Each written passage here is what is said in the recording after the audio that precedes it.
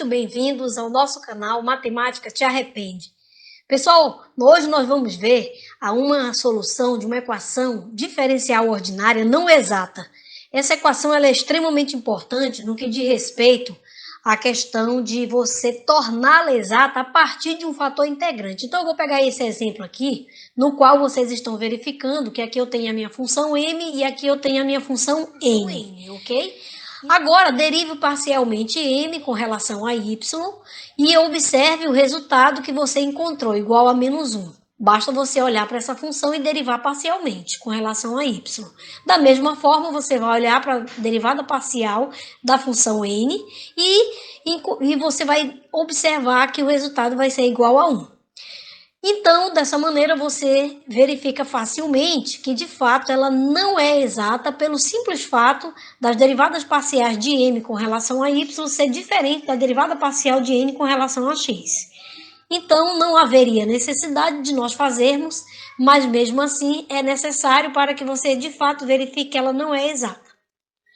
Agora, a pergunta que surge seria o seguinte: como resolver, né? Surge uma interrogação. Então, já que ela não é exata, qual é o procedimento de resolução para esse tipo de equação? Então, para isso, você pode escolher na hora da resolução usar esta psi de x ou então a psi de y. Agora, observe que você vai ter que calcular o fator integrante, ele vai ser calculado por essa função exponencial elevada a essa integral da função psi de x. Veja que, dependendo de quem for a cara dessa função, você tem uma integral um pouco complicada aqui.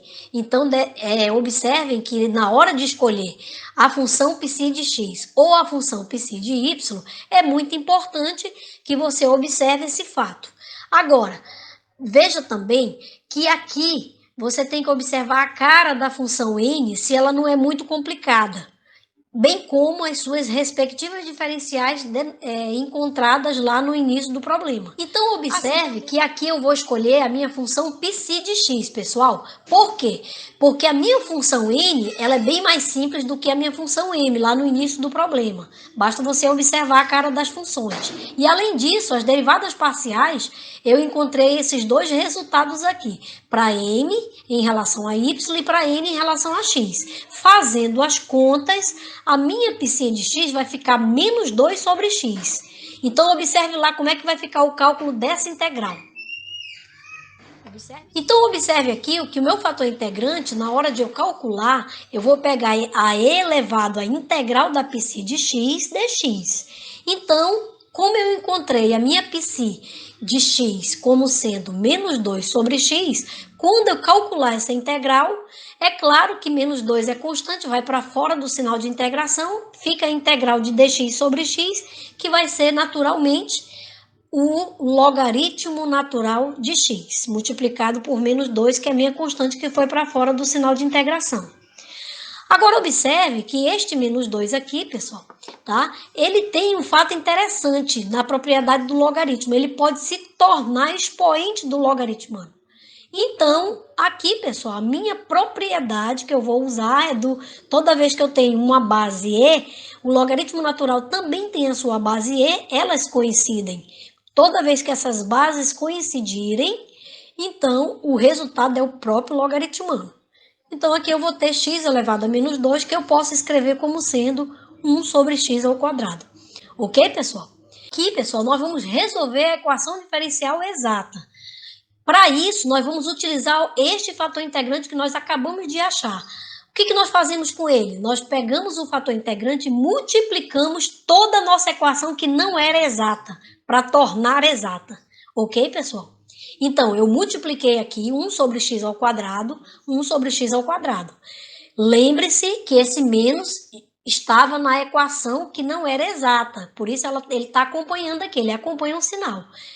Ok, pessoal? Então, aqui, quando eu multiplico o meu fator integrante e faço as devidas distribuições com esses termos, eu vou encontrar essa função, que vai ser uma nova m. Da mesma maneira, quando eu pegar 1 sobre x ao quadrado e multiplicar por x, eu vou encontrar uma nova n. Então, agora eu tenho uma equação diferencial que é exata. Observe aqui. Eu peguei as derivadas parciais de m com relação a y e calculei. Claro que essa daqui é uma nova m, pessoal, não é aquela do início, ok? Ela é uma nova m após a multiplicação do fator integrante. Então, aqui eu encontrei menos 1 sobre x ao quadrado, para essa derivada parcial de m com relação a y. Assim também eu faço a derivada parcial de n com relação a x, e eu faço os devidos cálculos e vou encontrar menos 1 sobre x ao quadrado.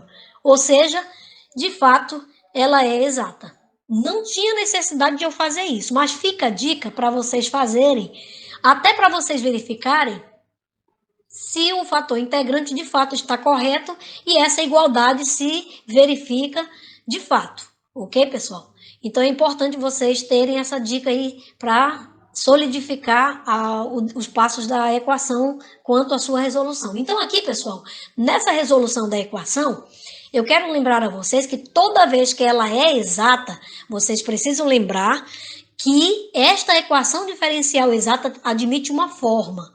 E esta forma é exatamente o que? A existência de uma função cuja derivada dela dá zero. Então, toda vez que ela é exata, além das derivadas parciais coincidirem, existe uma função h tal que a derivada dela é zero. Então, lembrando lá como é que se escreve uma equação que tem as suas respectivas diferenciais, eu tenho essa forma aqui, ó, que tem que lembrar. E aí, esta derivada parcial de h com relação a x é exatamente essa função m aqui, ó. E essa derivada parcial de h com relação a y é exatamente essa função n aqui, ok? Fazendo essa comparação e essa igualdade, eu posso escolher. Ou eu escolho essa, ou eu escolho essa. Ok, pessoal? Então, vejam bem, se você escolher essa daqui, você vai pegar a derivada parcial de h com relação a x. Se você escolher a n, você vai pegar a derivada parcial de h com relação a y, ok? Então, claro, como essa daqui é uma função mais simples, eu vou pegar essa daqui para resolver, ok? Então, resolvendo, calculando a integral, o que eu observo? Vamos ver aí os passos que eu acabei de dizer. Então, observe que, integrando uma derivada, eu encontro a própria função, porque é o teorema de Leibniz, ok? E aqui, quando eu integro, eu encontro y sobre x, porque 1 sobre x é constante, vai para fora do sinal de integração e a integral de dy é y, ok? E adiciono a minha constante, que não depende da variável y. Então, assim eu encontrei a minha função h, que é minha função exatamente existente a partir do momento que eu digo que a minha equação diferencial era exata. Então, existe uma função h tal que a derivada dela dá zero, ok? Então, agora eu preciso apenas identificar quem é a minha função φ de x, ok? Vamos lá, então. Passo aqui. O que eu faço? Agora, vejam bem, eu acabei de integrar, agora eu derivo. Tudo bem? Então, derivando, pessoal, parcialmente esta minha função h, eu encontro a derivada parcial de h com relação a x, que é exatamente a minha função m, e eu já tenho a minha nova função m, né? Que é essa daqui, eu já coloquei aqui para a gente lembrar. Inclusive, nessa igualdade aqui, quando eu calculei aqui a derivada parcial de h com relação a x, que é a minha função m, eu já peguei essa função m e já coloquei ela aqui, ó. Olha lá, ela já está aqui, ó. Inclusive, tirei esse sinal e distribuí aqui, ok? Agora, vamos olhar aqui para o segundo membro. Derivando parcialmente y sobre x com relação a x, olha o que eu encontro, menos y sobre x ao quadrado. Pode fazer que vai dar. E aqui a derivada é a derivada simples, porque só tem uma variável, então só depende de uma variável a minha função, então é derivada simples, né? No caso aqui seria filhinha de x. Ok, pessoal? Então, olha só essa igualdade aqui. Nesta igualdade, eu percebo que essas funções são iguais. Se essas funções são iguais, então basta eu cancelar e eu vou encontrar filhinha de x. Então, eu vou encontrar filhinha de x igual a menos e elevado a x. Ok, pessoal? Se eu tenho aqui a derivada, agora o que eu faço? Integro. Vou integrar ambos os membros aqui. Integrando esse lado, a integral da derivada da própria função. Então, está aqui ela. Integrando essa função, que é a integral da exponencial, bem simples, dá ela mesmo com sinal negativo, porque tem um menos aqui. Ok, pessoal? Então, eu adiciono uma constante, porque eu estou numa integral indefinida. Então, olha lá quem é a minha φ de x que eu precisava encontrar. menos e elevado a x mais k.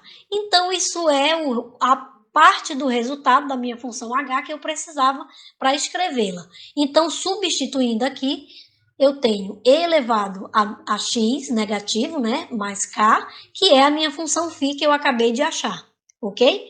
Agora, entre essas constantes, eu elimino para que nós não tenhamos duas constantes, eu coloco apenas uma e eu escrevo como sendo um certo C1, ok? Então, pessoal, esta é a minha solução geral da minha equação diferencial ordinária, que não era exata, eu tornei exata a partir do fator integrante. Então, aqui está a minha solução geral da minha nova equação diferencial exata, ok, pessoal? Muito obrigada, um grande abraço para vocês e até a nossa próxima videoaula.